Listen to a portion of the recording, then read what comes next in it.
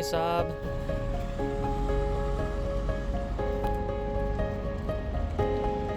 I have officially sold my Saab 9.3 convertible. It was an awesome car because it was one of my dreams to own a vegan body convertible, but the one major flaw was that it wasn't automatic. At the beginning, I said that not every car has to be an automatic, and I kind of ate my own words because I think cars in general should be manual, and Saabs especially, because that turbo lag and the torque steer, which is a characteristic of Saabs in my opinion, it just wasn't there for the automatic Saab, and that kind of just drained the soul right out of me. And it even made me question my car enthusiasm altogether. You know, I was starting to lose interest in cars, and it was bad. And yes, I could have done a manual swap, but one, I've never done it before, and two, I don't have a lot of space. Maybe those are just excuses, but number three, I have a third kid on the way, and I knew that if I started it, it would just be sitting in the garage for months, and that car just didn't deserve that, you know, because that car is a great driver. There was no problems. It has cold AC, hot heat, and just everything worked, and I just didn't want to do that to that car. This time I wanted to do something more mainstream, but not like a Civic or a WRX, because everybody and their cousins have that. So while it won't be a Saab, I think maybe, I mean, if I find a good Saab, I'll buy it. But the goal right now is to find a new project car. And since I'm doing this, I thought I would make a video on how to buy a project car. I've had about 10 or so project cars so far, and all of them were pretty reliable. Most of them were Saabs, and I haven't had any issues. So I think I have a general idea of what to look for when you're buying a project, which could be different from buying a new car or a used car. So if you have just one car in mind and you're not going to compromise, that's both a good thing and a bad thing. It's a good thing because you don't have to research a whole bunch of different cars and spend time on that. But it can be a bad thing because you're just limiting yourself to just one car. For me, I have ADHD, so I can't just pick one. So for me, I'm just going to list a few things that I'm looking for in a car, and that will kind of help me narrow down my choices. Number one is a manual transmission, and that's not negotiable. Number two is a 6-cylinder engine, a V6 or a straight 6, which is negotiable. And then rear-wheel drive, also negotiable, and under $4,000, non-negotiable, because that's how much I have. And if you're a car guy, you probably already have a few cars that come to mind. But this time I'm kind of looking for something more, still mainstream, but kind of more special, which might be hard because my budget is only $4,000, but let's go see what we can find. So now that we kind of have an idea of what we're looking for, let's talk about some websites. My favorite and also my least favorite is Facebook Marketplace. All the good deals are on here, and this is kind of the standard. Everybody lists their car here. But my least favorite part is that there are some shady sellers and people who lie, and some pictures that hide potential major issues. And some people are just flat out dishonest. So you just kind of have to be careful of what you're looking for. For my budget, Facebook Marketplace is pretty much the only option. But if your budget is a bit higher, I would look at Cars.com, AutoTrader, or AutoTempest, which is a collection of all the different websites. But those are mostly dealers, and dealers charge a lot for their cars because they have operating costs. So you'll get a much better deal if you're dealing with private sellers. So this is my list of saved vehicles. You can see I kind of went through phases, like BMWs. I was looking at a VR6, some Veloster turbos, although that's pretty expensive, Civics, and some Saabs and Honda Fits, and some 900s. And by the way, as you guys already know, my channel is focused on Saabs, and I'm a die-hard Saab enthusiast. But this time I wanted to try something different. But the one exception is a Saab 900 SPG. That's the only way I'll buy a Saab this time. Because Saabs are great, but I just want to experience something different.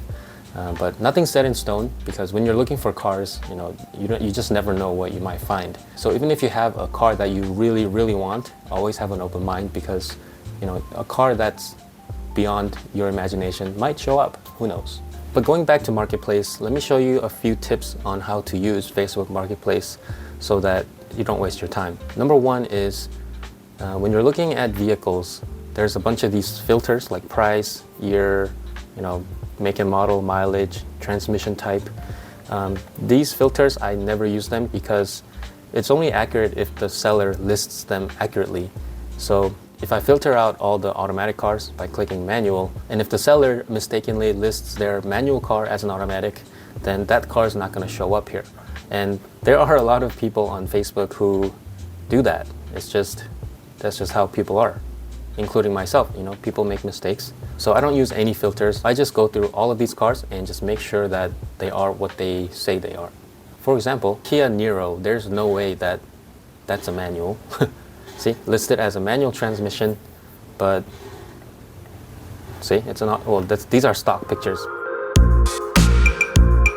So at this point in the video, I've been looking at cars for about 2 to 3 weeks, and I made a list of favorite cars that I can potentially buy. And now it's time to contact the sellers. And by no means am I a good negotiator, but I think I'm a pretty good communicator, and I'm sure you can relate when you're selling stuff online. A good communicator just makes the whole thing easier. Number one, don't ask if it's still available. And let me tell you why. Because it's a dumb question to begin with. If it's available, then they'll just say yes. If it's not available, then they'll say no, or they would have taken the listing down in the first place. So instead, just go straight to the questions. So I always ask 4 or 5 questions max, because if you ask too many questions, then they'll just start ghosting you or just stop responding to you. Number one is, do they have the title and is it clean? A salvage title at under $4,000, it's not a big problem as long as the car's been running and driving for a long time, unless your insurance company makes it a problem. So make sure that your insurance company insures cars that are salvage titled. And number 2 is, does it have any rust? Now, I enjoy doing body work to a degree, but if it starts getting rusted, you're gonna have to start involving welding, and it's just not a fun time, and it's really expensive. Number 3 is, does it have any major leaks? So most cars that are 10 plus years old, they all have some kind of leak, and it's normal as long as it's a slow leak and not like a major leak. So always ask for that, and you can use that as a negotiating tool. And number 4, does it have a misfire? Misfires can be a small problem, or it could be a symptom of a really big problem. But at least if you ask, again, you can use that as a negotiating tool, which leads to the last question, which is, can it drive X number of hours back home? Obviously, we need to know that so that we can get and obviously we need to know that because we need to know, because, we have to know if, man, why do I suck at talking, dude? There are tons of potential issues a car might have, but getting solid answers to the right questions can give you some real leverage when it comes to negotiating the price.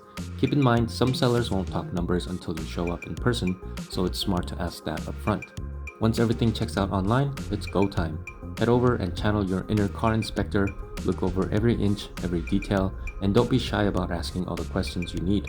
If you decide to pull the trigger and buy the car, make sure you leave with a bill of sale and a title in hand. Oh, and a pro tip from me, I always bring a portable battery pack, a bottle of coolant, and some oil, just in case the drive home turns into an unexpected adventure. And here's another pro tip, if you've got family and it's tough to carve out time to go check out cars, turn it into a mini adventure. I made it a day trip to the beach, and it ended up being a win for everyone. The kids had a blast, and I drove home with a new project. Safe to say, I probably had the best day of all.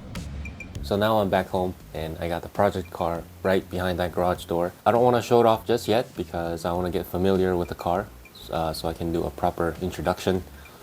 So if you're curious, you'll have to wait for the next episode. But anyways, I hope my tips helped in buying your project car. My tips aren't groundbreaking, but it's worked for me, and I was able to avoid any major problems with all of my cars.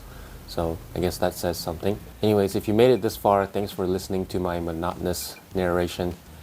As always, thanks for watching. I'll see you guys on the next one.